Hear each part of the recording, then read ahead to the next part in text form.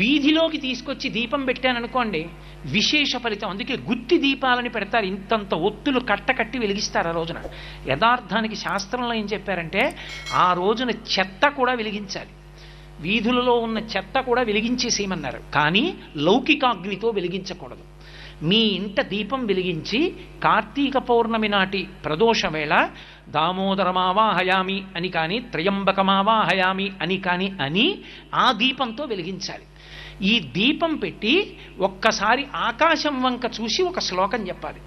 కీటా పతంగాహమశకాశ్చ వృక్షాః జలే స్థలే ఏ నివసంతి జీవాః దృష్ట్వా ప్రదీపం నచ జన్మభాగినః భవంతి త్వం స్వ్యపచాహి విప్రాః.